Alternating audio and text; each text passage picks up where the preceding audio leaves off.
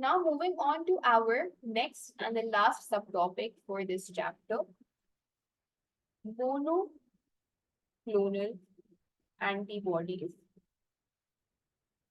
जिसको शॉर्ट में हम मैम्स भी बुलाते हैं, मोनोक्लोनल एंटीबॉडीज। अच्छा, मोनो का मतलब होता है सिंगल, क्लोन से निकलता है क्लोनल, तो क्लोन का मतलब होता है आइडेंटिकल या सिमिलर सेल्स, और एंटीबॉडीज तो एंटीबॉडीज होती है। मोनोक्लोनल एंटीबॉडीज का मतलब है that a single clone of antibodies, एक एंटीबॉडी है, for example this is an antibody, each antibody is specific for an antigen. मेरे पास अगर एक एंटीबॉडी है, उसके ऊपर एक बाइंडिंग साइट है और वो एक ही पर्टिकुलर स्पेसिफिक एंटीजन से जाकर बाइंड कर सकती है, तो मेरे पास अगर एक मोनोक्लोनल, अगर मेरे पास एक एंटीबॉडी का क्लोन है, यानी मेरे पास एक ग्रुप ऑफ आइडेंटिकल एंटीबॉडीज है, एक एंटीबॉडी एक एंटीजन पे असर करती है, मुझे खाली एक एंटीबॉडी नहीं चाहिए, मुझे एक एंटीजन के खिलाफ बहुत सारी एंटीबॉडीज चाहिए, राइट। द प्रॉब्लम है कि मेरे पास एंटीबॉडी जो एक होती है वो एक एंटीजन के लिए इफेक्टिव होती है। What I want is I want lots of antibodies against one particular antigen. So what I can do is I can produce large amounts of the same antibodies, और क्योंकि मैं उनको सिंथेटिकली या अब क्या कहते हैं लैब में फर्मेंटर्स में सिंथेसाइज कर रही होंगी, तो ऐसी एंटीबॉडीज को हम क्या बुलाते हैं, मोनोक्लोनल एंटीबॉडीज। मोनोक्लोनल एंटीबॉडीज हमारे पास बेसिकली हम खुद एक पर्टिकुलर एंटीबॉडीज के बहुत सारे आइडेंटिकल क्लोन्स को सिंथेसाइज कर रहे होते हैं, प्रोड्यूस कर रहे होते हैं एक लार्ज स्केल पर। ठीक है, यहां तक बात समझ में आ गई? ओके, अब मेरे पास tell me what are the cells which can produce antibodies and release them? Antibodies तो सारे बी सेल्स के ऊपर होती है, राइट। ग्लाइकोप्रोटीन रिसेप्टर जो बी सेल्स के ऊपर होता है उसको हम एंटीबॉडी बुलाते हैं, लेकिन क्या सारे बी सेल्स रिलीज कर सकते हैं एंटीबॉडीज को, यानी अपने अपने आप से प्रोड्यूस करके रिलीज कर सकते हैं, सिक्रीट कर सकते हैं, या कोई स्पेसिफिक ऐसा सेल है जो कि एंटीबॉडीज को सिक्रीट कर सकता है, प्रोड्यूस कर सकता है लार्ज अमाउंट में? Very good, like plasma cell ही, प्लाज्मा सेल ही हमारे पास वो सेल है जो कि प्रोडक्शन करवा सकता है एंटीबॉडीज की इन लार्ज अमाउंट। तो द थिंग इज दैट हमारे पास, ये मेरे पास फॉर एग्जांपल है प्लाज्मा सेल, ठीक है, ये मेरे पास प्लाज्मा सेल है, इसका बड़ा सा एक न्यूक्लियस है, और इसके ऊपर मैं इसकी एंटीबॉडीज लगा देती हूँ। अब ये अपनी एंटीबॉडीज को आराम से प्रोड्यूस करने की सलाहियत रखता है। This is a plasma cell. अब मैं प्लाज्मा सेल की दो कैरेक्टरिस्टिक्स आपके सामने लिखती हूँ। We know that plasma cells can produce large amounts of identical antibody। जाहिर है हमारे पास जो बी सेल्स होती हैं या टी सेल्स होती हैं, they are specific in nature, यानी कि मेरे पास अगर एक प्लाज्मा सेल है उसके ऊपर जो एंटीबॉडी है वो एक पर्टिकुलर एंटीजन के लिए है, और मेरा plasma cell for example 10 antibodies produce कर रहा है, 20 एंटीबॉडीज प्रोड्यूस कर रहा है, या 200 एंटीबॉडीज प्रोड्यूस कर रहा है, वो सब आइडेंटिकल इन नेचर होंगी जो कि उसके सेल सरफेस मेम्ब्रेन पे एग्जिस्ट करती हैं। तो मेरे पास अगर मुझे आइडेंटिकल एंटीबॉडीज प्रोड्यूस करवानी है, तो जिस भी एंटीजन के लिए मुझे वो एंटीबॉडीज का क्लोन चाहिए, सो what I can do is मैं उस एंटीजन के खिलाफ जो प्लाज्मा सेल उन एंटीबॉडीज को प्रोड्यूस कर रहा है, मैं उसको एक्सट्रैक्ट कर लूं, और मैं उस प्लाज्मा सेल को बहुत ज्यादा जब रैपिडली डिवाइड करूंगी, उसका माइटोसिस करवाऊंगी, तो मेरे पास बहुत सारे प्लाज्मा सेल्स बन जाएंगे, और मेरे पास जब बहुत सारे प्लाज्मा सेल्स बन जाएंगे तो वो plasma cells large amount of identical antibodies produce कर सकते हैं। सो मेरे लिए तो मोनोक्लोनल एंटीबॉडीज को सिंथेसाइज करना या लार्ज स्केल में प्रोड्यूस करना मसला ही नहीं है। I can simply take the respective specific plasma cell for a specific antigen and I can produce an entire clone of antibodies, right? Does that make sense to you then? मैं अगर एक plasma cell ले लूँ जिसकी मुझे antibodies का पूरा clone produce करवाना है और मैं उस प्लाज्मा सेल का रैपिड डिवीजन करवा दूँ तो क्या मेरे पास large amount of monoclonal antibodies produce होंगे? होंगे। But we have a problem over here. Problem ये है कि जो प्लाज्मा सेल्स होती हैं they are short lived and they cannot divide by mitosis. Now this is the issue that we face, that हमारे पास वो cells जो कि antibodies produce कर रही हैं large amount में, they cannot divide via mitosis.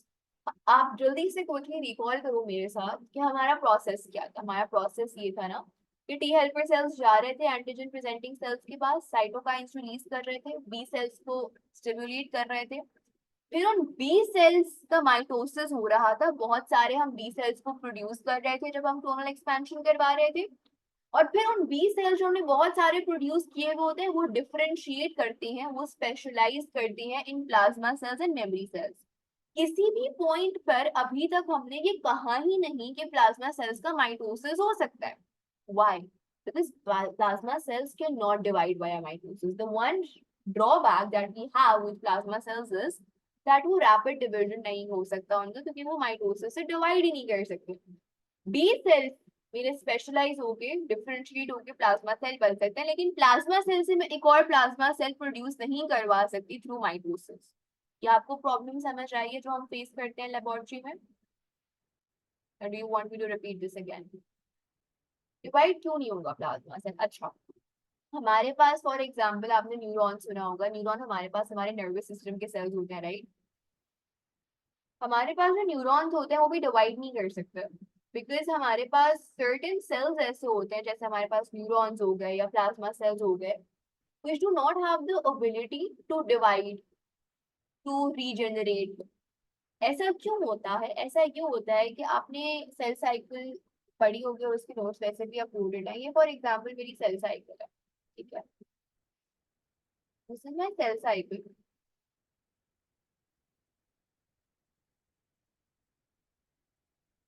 ये मेरे पास G1 फेज है, ये मेरे पास S फेज है जहाँ पर डीएनए रेप्लिकेशन होती है, ये G2 फेज है, और ये मेरे पास माइटोसिस और साइटोकाइनेसिस वाला फेज है, राइट? मेरा ये जो पूरा पार्ट है, this is what I call my interphase, right? सिर्फ ये मेरे पास सेल का डिवाइडिंग या माइटोसिस वाला पार्ट है। कुछ सेल्स ऐसे होते हैं, अच्छा यहाँ पर मेरे पास क्या होती है, डीएनए रेप्लिकेशन होती है इन S phase.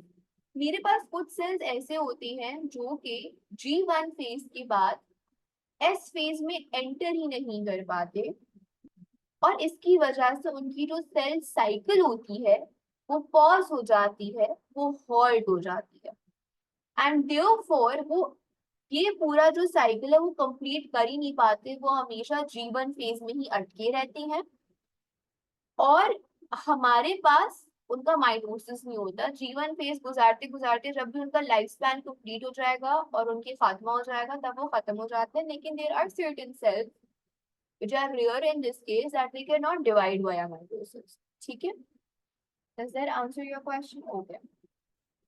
So the problem that we are facing is that our plasma cells, yes, they have the ability to produce identical antibodies, but they are short-lived and they cannot divide via mitosis. अच्छा, आपने शायद सुना होगा cancerous cells के बारे में या tumour cells के बारे में कि हमारे पास जो कैंसरस सेल्स होती हैं वो रैपिडली डिवाइड कर रहे होते हैं, उनका अनकंट्रोल्ड और रैपिड माइटोसिस हो रहा होता है। Do you know about this, that our cancer cells are basically undergoing continuous indefinite mitosis? बहुत ज्यादा वो माइटोसिस अंडरगो कर रहे होते हैं, इरेगुलर माइटोसिस हो रहा होता है उनमें, राइट? तो मेरे पास कैंसर सेल्स जो होते हैं वो ऐसे सेल्स होते हैं जिनमें हमारे पास बहुत ज्यादा क्या हो रहा होता है, माइटोसिस हो रहा होता है। तो मेरे पास जो बी सेल्स हैं, मेरे बी सेल से ही प्लाज्मा सेल बन रहे होते हैं, right? Give me a heads up कि मेरा बी सेल डिफरेंशिएट होता है into plasma cell. Is that a correct statement? Right.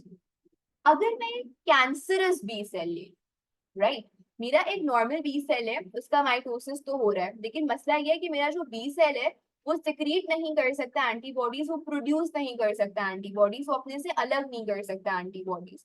तो इवन अगर मैं 10,000 दफा अपने बी सेल का माइटोसिस करवा लूं तो मेरा बी सेल डिवाइड तो होता रहेगा, लेकिन वो बी सेल अपनी एंटीबॉडीज को प्रोड्यूस या सिक्रीट नहीं कर सकता, तो मैं एक्सट्रैक्ट नहीं कर सकती उन एंटीबॉडीज को individually, right. So what happens is that हमारे पास जो कैंसरस बी सेल्स होते हैं, कैंसरस बी सेल्स यानी जो कि इनडेफिनेटली माइटोसिस से डिवाइड हो रहे होते हैं, और कैंसरस बी सेल्स का एक नाम होता है मायलोमा सेल, ठीक है। हमारे पास कैंसरस बी सेल्स को क्या बुलाते हैं, मायलोमा सेल बुलाते हैं ना। इनकी हम कुछ प्रॉपर्टीज लिख देते हैं। कैंसरस बी सेल हो गए या हमारे पास जो मायलोमा सेल हो गया, they are long live and they can divide via mitosis। दूसरा इनका मसला क्या है, इनका यह है दैट कैंसरस बी सेल्स या कोई भी B cells for that matter can not produce और रिलीज एंटीबॉडी। अच्छा, अब हमारे पास इन दोनों सेल्स का हमारे लिए फायदा और नुकसान देखते हैं। मेरे पास जो मुझे फायदा चाहिए, तो मुझे क्या फायदा चाहिए from my plasma cells, I want identical antibodies, right? This is what I want from my plasma cells। लेकिन मसला ये कि मेरा ये प्लाज्मा सेल डिवाइड नहीं कर रहा, मेरा जो कैंसरस बी सेल है वो डिवाइड कर रहा है। अगर मैं प्लाज्मा सेल की एंटीबॉडी प्रोडक्शन वाली कैरेक्टरिस्टिक और अगर मैं मायलोमा सेल की डिविजन बाय माइटोसिस वाली कैरेक्टरिस्टिक को ले लूं और वो मैं इन दोनों के थ्रू एक ऐसा नया सेल बना लूं जिसके पास ये कैरेक्टरिस्टिक हो कि वो एंटीबॉडीज भी प्रोड्यूस कर सके और मैं उसको डिवाइड कर सकूं माइटोसिस से, तो क्या फिर मैं लार्ज स्केल पर एंटीबॉडीज प्रोडक्शन करवा सकती हूँ? If I take a cell which has this quality of the myeloma cell and I make a cell which has this quality of the plasma cell, and if I combine these two characteristics together, A, the production of identical antibodies, and B, that cell which can produce antibodies can also divide via mitosis. Can I successfully produce large number of antibodies in a fermenter? Right. So what we do is in the lab, we take a plasma cell. क्या जी? We take a plasma cell. This is a, मैं ऊपर वाले ही copy paste कर लेती हूँ।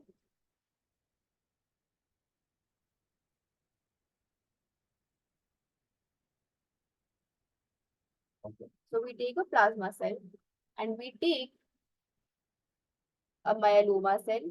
Myeloma cell is basically a cancerous B cell. And if I fuse them together, मैं इन दोनों का फ्यूजन करवा दूं तो मैं एक नया सेल प्रोड्यूस कर रही हूँ जिसका नाम होता है हाइब्रिडोमा सेल।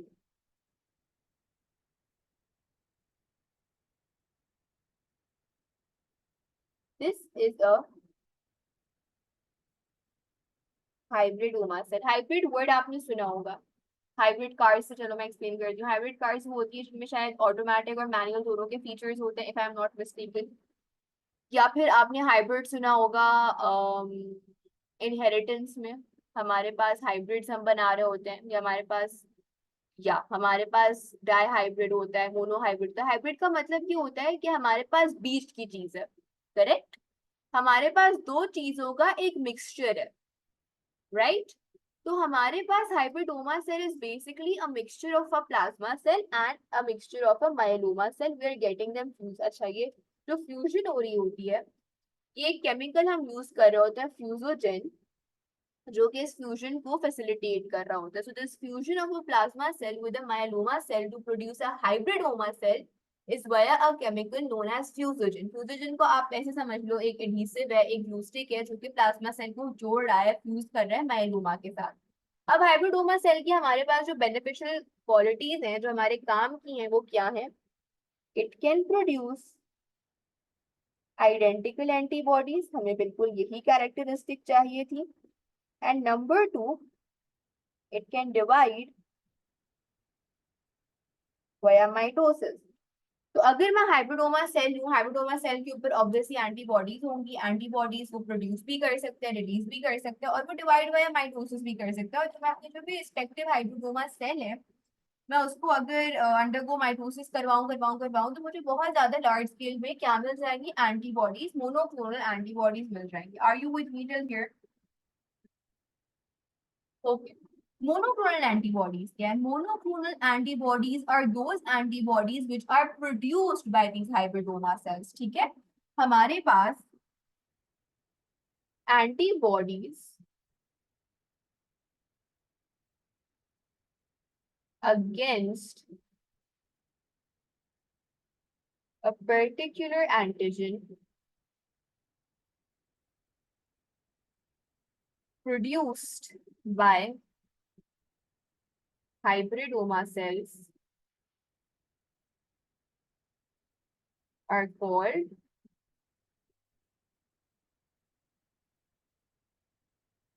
monoclonal antibodies. ठीक है, अभी तक कोई कंफ्यूजन? ये सब कुछ क्लियर है? ओके, अभी मोनोक्लोनल एंटीबॉडीज प्रोड्यूस करने का मेथडोलॉजी क्या है? ऑब्वियसली हम इंसानों के साथ तो ये नहीं कर सकते ना कि हम इंसानों का प्लाज्मा सेल ले लें, और क्योंकि हमें हर चीज थोड़े से, इंसान थोड़े सेल्फिश होते हैं, वो हर चीज अपने मफाद, अपने फायदे के लिए करते हैं, तो वो दूसरी स्पीशीज को यूटिलाइज करते हैं। तो होता क्या है कि हम एक रैबिट को लेते हैं या हम माइस ले लेते हैं।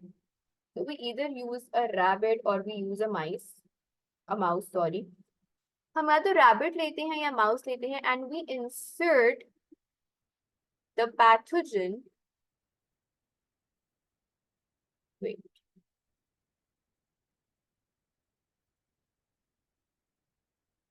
so what we basically do is that we insert the pathogen against which we need the antibody into the mouse or the rabbit.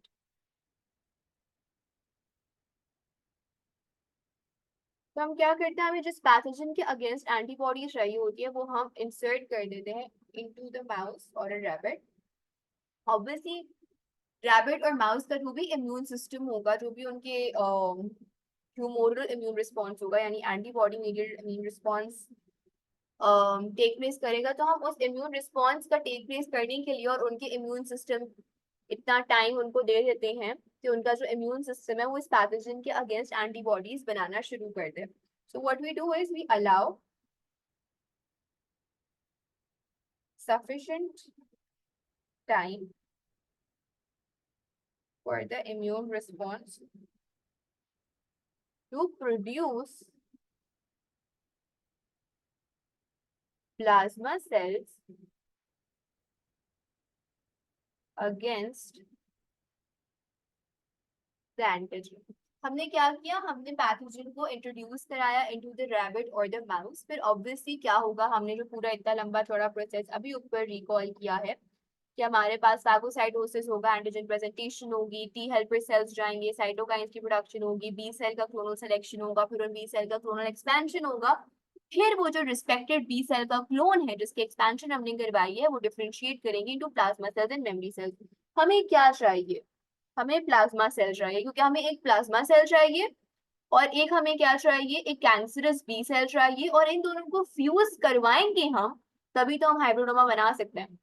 तो इस पूरे प्रोसेस, जो इतना लंबा चौड़ा हमारे पास सीक्वेंस ऑफ इवेंट्स है, इसको टेक प्लेस करने के लिए हम सफिशिएंट टाइम अलाउ करते हैं। ठीक है, उसके बाद हम क्या करते हैं, हमारे पास जो ये प्लाज्मा सेल्स होते हैं ये कहाँ पर पाए जाते हैं, रैबिट या माइस के? ये इनके स्प्लीन में पाए जाते हैं। स्प्लीन हमारे पास एक ऑर्गन है, एक ग्लैंड है लिवर के पास। So what we do is we extract the plasma cells from the spleen of the rabbit or the mouse।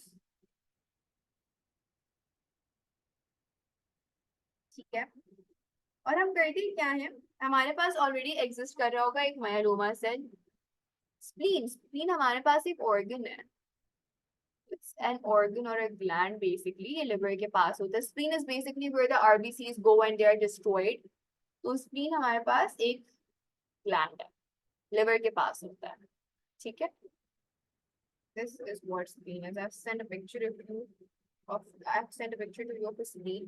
So spleen is basically हमारे पास लिवर के पास होता है, स्टमक के पास एक हमारे पास ऑर्गन होता है. ठीक है, यहाँ पर क्या पाए जाते हैं, हमारे पास प्लाज्मा सेल्स पाए जाते हैं रैबिट के या माउस के. अब हम क्या करते हैं, हम एक्सट्रैक्ट कर लेते हैं इन प्लाज्मा सेल्स को from the spleen of the rabbit और the mouse. And we already have cancerous cells with us. What we do is कि जब हमने plasma cells with respective antibodies against that particular pathogen extract कर लिया mouse या rabbit के spleen से, so we fuse the plasma cell with myeloma cell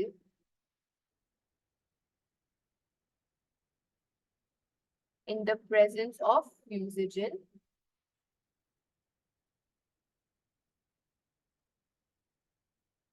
ठीक है, हमारे पास अब क्या बन गया, we have formed our hybridoma cell. जब हमारे पास माइलोमा सेल और प्लाज्मा सेल आपस में फ्यूज टुगेदर कर जाएंगे तो हमने अपना डिजायर्ड स्पीशी बना ली है, एक हाइब्रिडोमा सेल की. अब वो हाइब्रिडोमा सेल जो कि हमारे लिए रेलिवेंट है, जो वो एंटीबॉडीज प्रोड्यूस कर रहे हैं, जो हमें चाहिए, जिनके खिलाफ हमें एंटीबॉडी प्रोडक्शन करवानी है, हम उसके क्लोन को सिलेक्ट कर लेते हैं. Select the clone of desired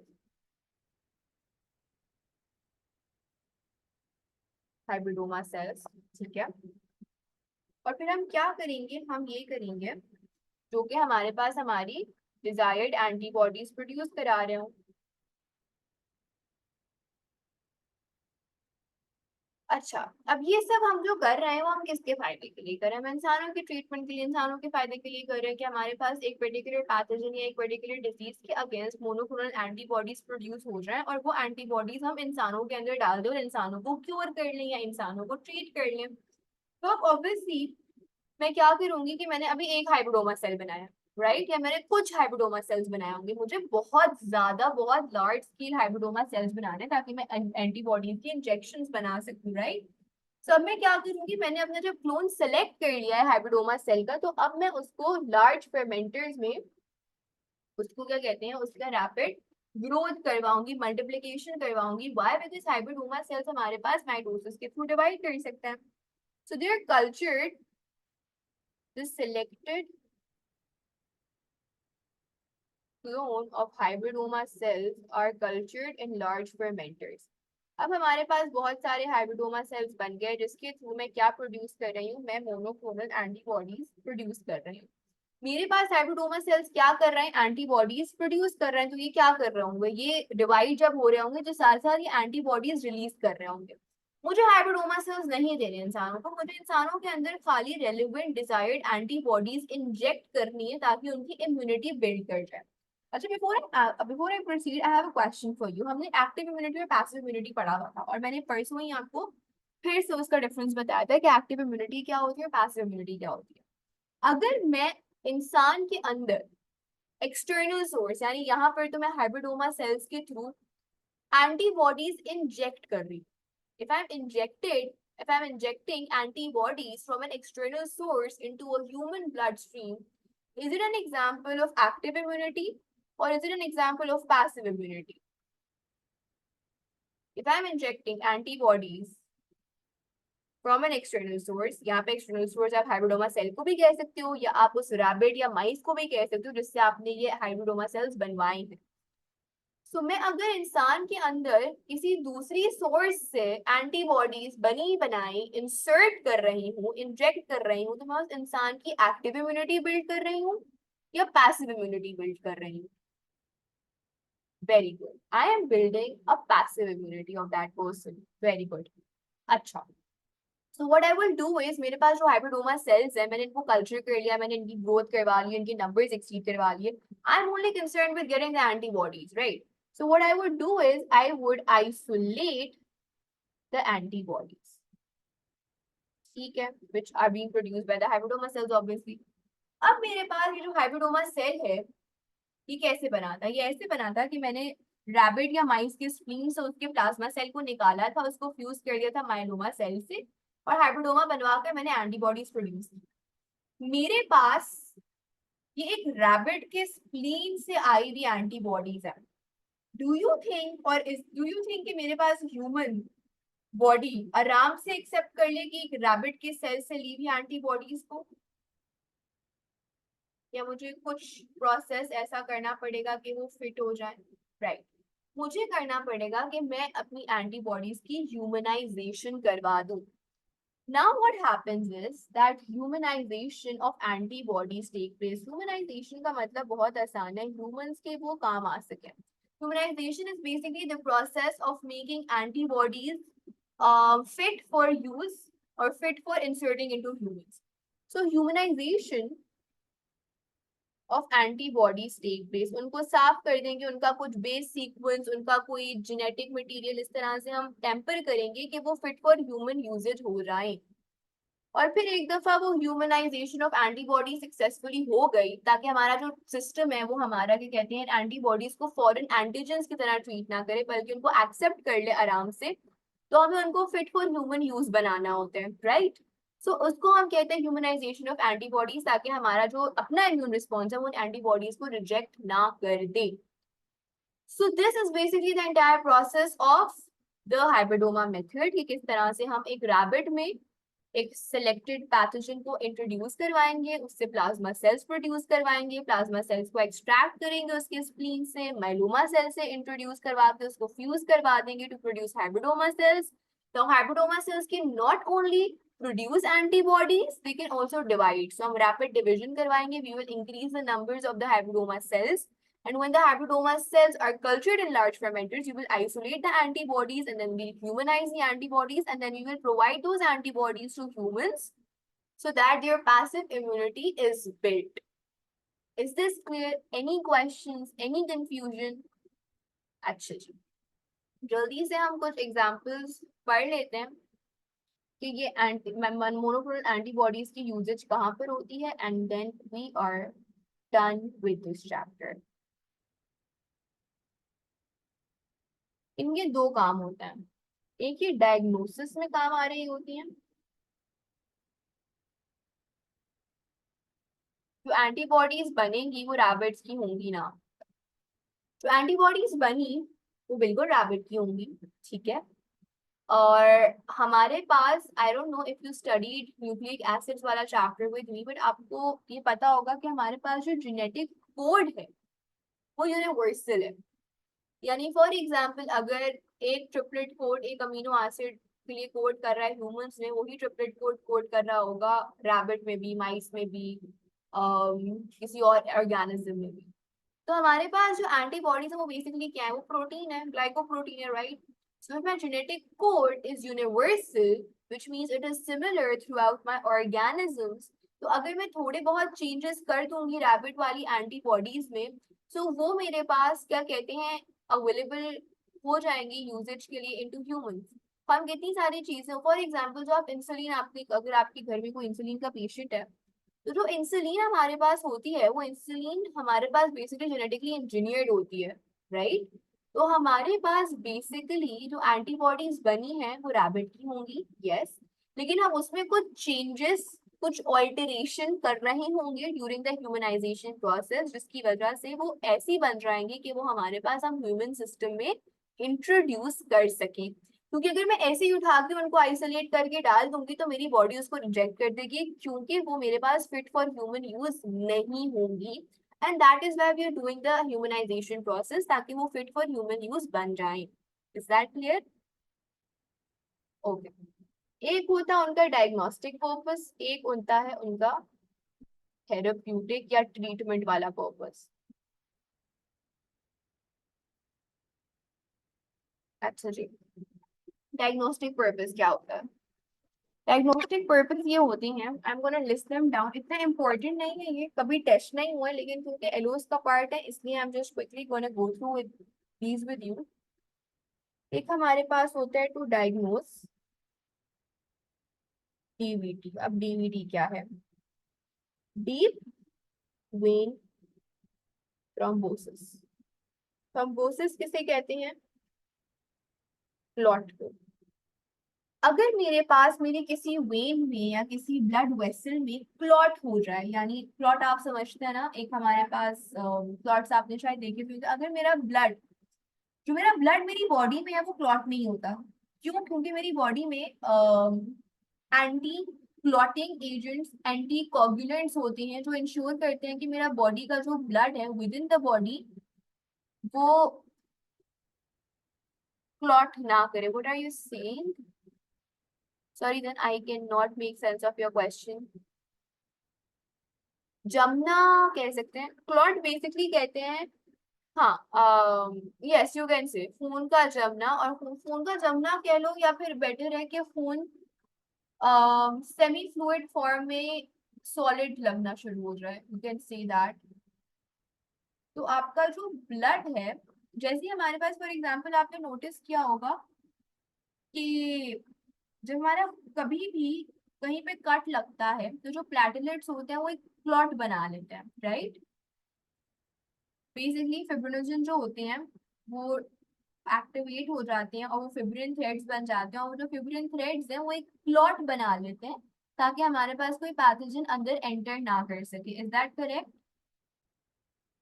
तो मेरे पास within the body blood vessels के अंदर अगर क्लॉट्स बनना शुरू हो जाएंगे, तो क्या मेरी ब्लड वेसल्स ब्लॉक हो जाएंगे? और अगर ब्लड वेसल्स ब्लॉक हो जाएंगे, तो मेरा जो खून खून का रवानी है, या जो मेरा ब्लड फ्लो है, उसमें टेम्पर आ जाएगा, जिसकी वजह से ये मेरे लिए लीथल साबित हो सकता है।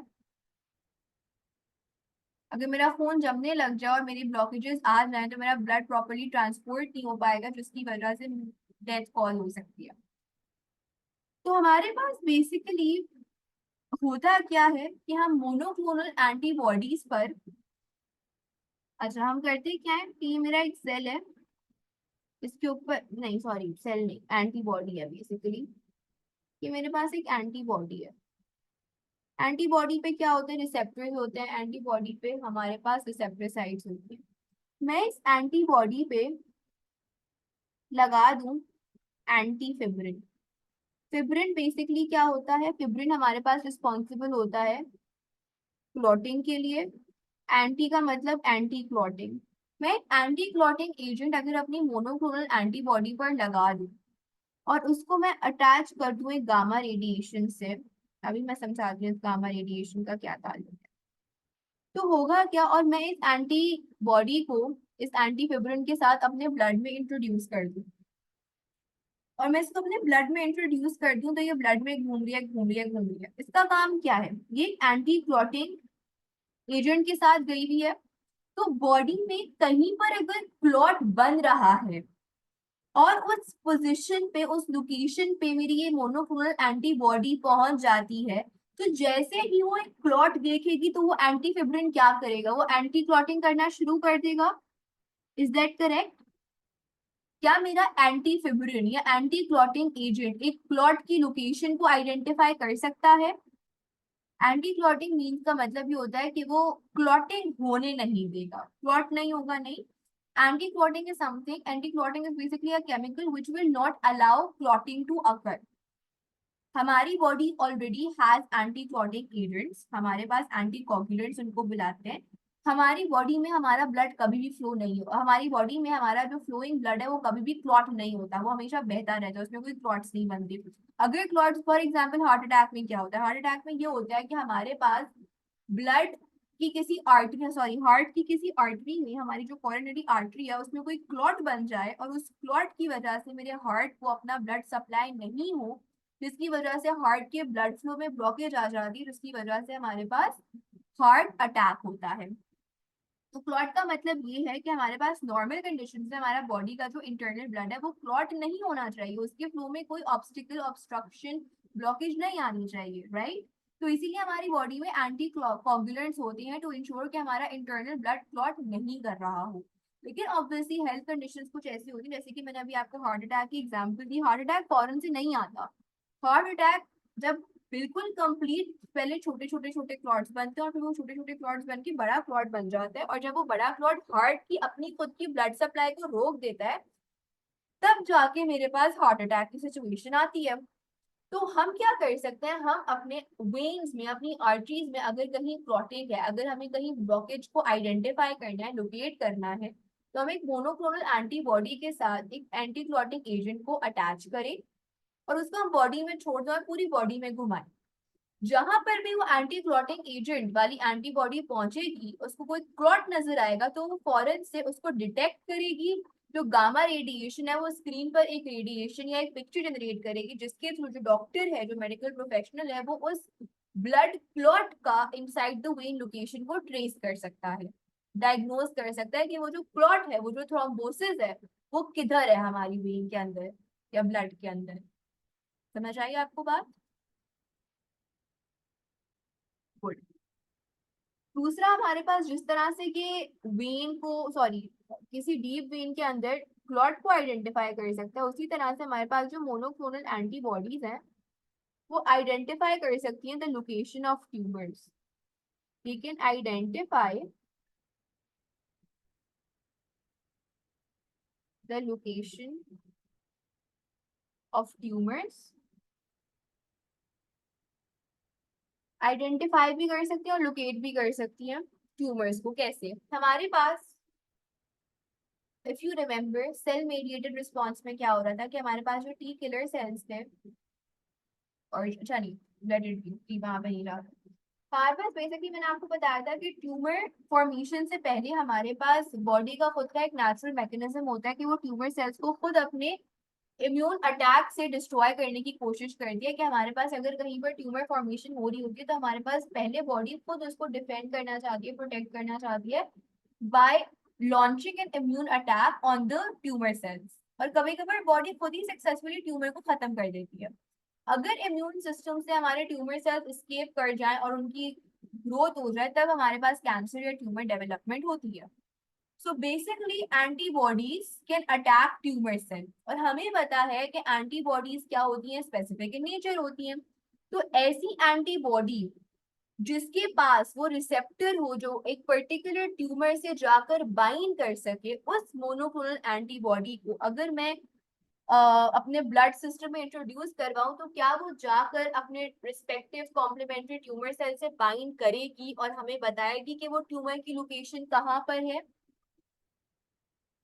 बिल्कुल बताएगी। सो एक काम क्या होता है मोनोक्लोनल एंटीबॉडीज का, that it helps us in identifying and locating the tumour. एक तो लोकेशन बताएगी, आइडेंटिफाई कैसे करवाएगी, क्योंकि हमें पता है, एक फॉर एग्जांपल अगर स्किन कैंसर की एंटीबॉडी है तो वो स्किन कैंसर की ही ट्यूमर को आइडेंटिफाई कर सकती है। ब्रेस्ट कैंसर की एंटीबॉडी है तो वो ब्रेस्ट कैंसर के ट्यूमर सेल को आइडेंटिफाई करेगी। ब्रेस्ट कैंसर की एंटीबॉडी कभी स्किन कैंसर की एंटीबॉडी से, सॉरी, स्किन कैंसर के ट्यूमर सेल से जाकर ब्रेस्ट कैंसर की एंटीबॉडी बाइंड नहीं करेगी। तो एक तो हमें टाइप ऑफ ट्यूमर आइडेंटिफाई करके बताती है और उस ट्यूमर की लोकेशन आइडेंटिफाई करके बताती है। ठीक है। Now as we move forward, एक और चीज क्या करती है, identification of pathogens. Obviously we know कि हमारे पास हर एंटीबॉडी क्या होती है, स्पेसिफिक टू पैथोजन होती है। आपने अक्सर सुना होगा एक टेस्ट, या शायद करवाया भी हो, ब्लड कल्चर का टेस्ट। सीबीसी करवाते हैं, ब्लड कल्चर का टेस्ट करवाते हैं to identify any type of pathogen inside your cell. Culture करवाया है कभी? या कभी किसी से सुना है कि हमने ब्लड कल्चर या ब्लड सैंपल दिया है किसी टेस्ट का? तो बेसिकली हमारे पास ब्लड से हम क्या करते हैं, हम ब्लड एक्सट्रैक्ट करते हैं और ब्लड का फिर एक कल्चर टेस्ट होता है, उसकी रिपोर्ट आने में थोड़ा टाइम लगता है और वो हमें पैथोजेंस आइडेंटिफाई करके बताता है। बिकॉज ब्लड कल्चर से पैथोजेंस आइडेंटिफाई करना एक टाइम कंज्यूमिंग प्रोसेस है, एक लंबा प्रोसेस है। तो हम क्या करते हैं, हमें पता है कि each antibody is specific for its pathogen. तो अगर हम क्या करें, अगर हम एक स्पेसिफिक एंटीबॉडी को इंट्रोड्यूस करवाएं और वो जाकर अपने पैथोजन से बाइंड कर जाए, तो क्या हम पैथोजन को ब्लड स्ट्रीम में आइडेंटिफाई कर सकते हैं? यस। अच्छा, अब जो थेरेप्यूटिक या ट्रीटमेंट वाला पर्पस है, इसके लिए I am gonna send you a picture and I'm going to send on the group, and I'm going to send a video on the group.